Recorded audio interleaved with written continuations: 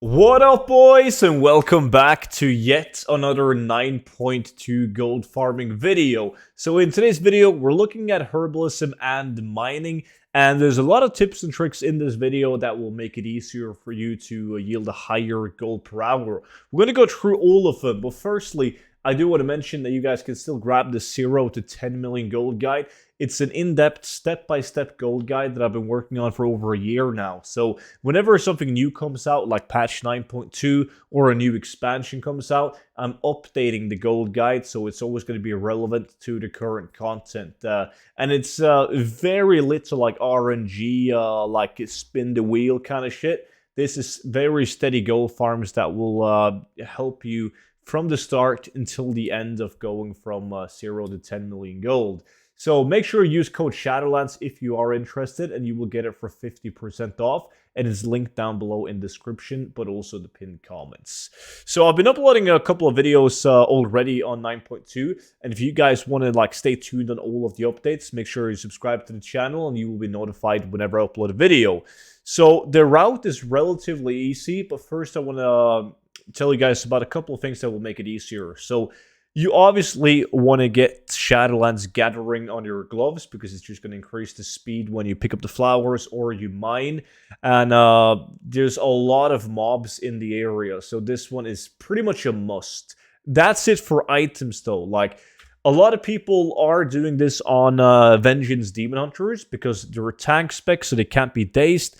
And there's a lot of jumping puzzles around in order to reach some ore and some herb spawns. However, if you pick a druid, most people gold farming have a druid, but class doesn't matter that much. But if you can, pick at least a tune with a tank spec so you can't get dazed, or druids are obviously bis. Like, they're really good at this because if you have a night elf druid as well, you can even shadow meld to get out of combat. If you don't have a night elf, just make sure you pick Incarnation on your talent tree, so you can use Incarnation and then Stealth, because you can Stealth in combat with Incarnation on. But there's a couple of items that you should have regardless of spec. And first of all, when you're doing the route, you always want to pick up these, the Abandoned Bulwark. Because when you pick up these and you're about to pick up a flower or mine something, you can simply throw this down on the ground. Let's say that I would pull these mobs normally. While running around, and just throw that one down. I go over here, I mine, and we're going to be busy fighting the Abandoned Bulwark. And they are all over the place, so you always want to pick those up. Now, besides from that, you want to make sure that you have your Poggy boy out, your Pokepock, and he's going to help you locate these, the Echoed Gyros. Now, clicking these and spending 1 energy will give you this buff right here, which increases your chance to get the Prog Essentia, which is the legendary crafting material. Now, this will bump up your gold per hour by a shit ton. So definitely go and grab that one. Now, I'm also a Venfear because in order to reach treasures and orbs and ore that are stuck on pillars and so on, you can use what's called Shadow Dance, Doors of Shadow, and you can jump up as easy as that. So you don't have to actually do the jumping puzzle that we all love so much, right? So I did a full 1 hour session on this, and this was just some tips and tricks to help you guys make the farming a bit easier, because it is extremely density of mobs in this area. You want to avoid them. Obviously, you don't want to fight them. It's going to slow you down way too much. But one important thing is, when it comes to the route, which I'm going to show you guys soon, is the fact that there is herbs and ore that you won't track on the minimap. You can see all of these on the minimap, right? So if you can see it on the minimap, it's going to be easy accessible. You guys don't need to do any jumping puzzles or any of that. However, and what is really frustrating is that everything that's hidden up on pillars and rocks and stuff like that, you won't be able to see it on the minimap. So you have no clue that it's up unless you visually see it. So pay attention to that when you're on the route. Pay attention to all of these pillars. For instance, there is a spawn location on top of this pillar, but you won't be able to see it. On the minimap, you're just going to have to look after it using your own eyes. I know. Annoying, right? And it's the same thing. These hillsides right here as well. the ones that you can't access unless you're a demon hunter or you have like Doors of Shadow, they can also have a herb or a vein on top of it. And especially at the start of the route, like over at this location, which has a ton of pillars, same shit there. Like, you can only access them with like Door of Shadow, or if you play a demon hunter, and they won't be shown on the minimap. And sometimes there's like 3 herb spawns on top of the pillar, so you're missing out on a lot of it. Like, I can guarantee you will get way less ore and herb in a 1-hour session if you don't look out for him and pick him up. Now, in a 1-hour session, and it almost makes me laugh because I was extremely lucky. Now, there's always going to be competition, right? Like, there will always be competition. And the average, well, the return hour to hour will vary, always will. There's some RNG elements into it, like when you pick a flower, which spawn do you get? Do you get 1 first flower, or do you get 3 first flowers? How many rich prog or deposits will spawn versus like normal ones, and so on. But that's not what I was lucky with. I was lucky with the legendary material. I made sure that I always had the gift of Genesee on to increase my chance of getting it. But I've done many hours without getting jack shit. Like, when I say jack shit, like no legendaries whatsoever. Absolutely none. Now, this hour, when I recorded, it was like the hour of my life. It was insanely good.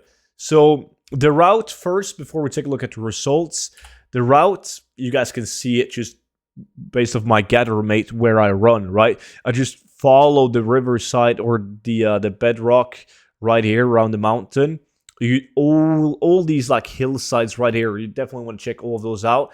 And then just follow the edge of the map all the way. You don't want to go further in here or like further down south, because that's when you get like death blossoms and like just regular shadowlands ore and herbs.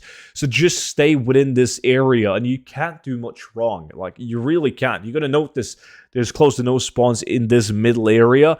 So just stay alongside the edges. And as I said, it is very important to always look out for the hilltops. So in an hour, I managed to get 157 prog ore, 31 Elefium ore, because I did pick it up if it was easy and I wouldn't get out of wouldn't get engaged with a mob. I got 128 first flower. I think I can get a bit more of these, but there was some people that did herbalism but not mining.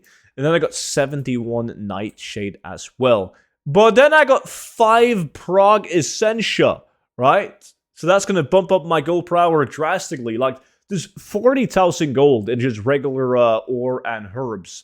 But then I got 70,000 gold in the progs. So 110,000 gold in 1 hour.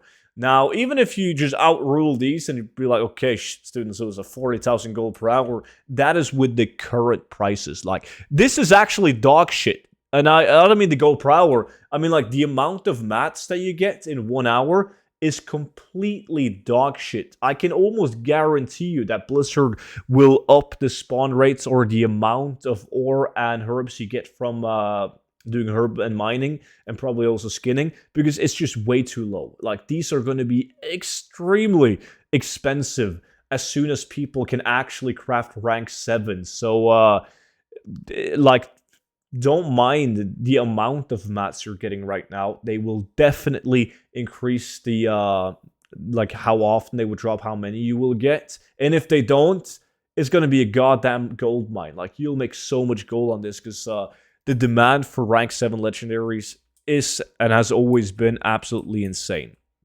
So keep that in mind. It might be worth taking the gamble that Blizzard will either not increase the amount you get at all, or that they will do it like very late, because people will want to buy rank 7 legendaries like on release, right? So if Blizzard is late to the party with increasing it, you could make some serious gold doing it. However, though, that was the route. It's a very simple route. There's maybe the only way you can actually increase it or make it better is probably if you shorten it down a bit. If you have competition, you focus on key areas. But right now, with not too much competition, because people can't really be arsed since the gold per hour doesn't seem like it's that good with the low prices right now when people can't really use the mats. Or people are just busy killing rare elites, I don't know. But there's not that much competition, at least not on my face. So I had a good time running around doing it. I really did. But that was it for today's video. So as I said, if you guys are interested in more 9.2 gold making videos, or if you have any better routes than this, make sure to subscribe to the channel and let me know down below in the comment section. But that was it for today's video though. So once again, thank you so much, and I will see you all back in on tomorrow's video. But until then, bye bye.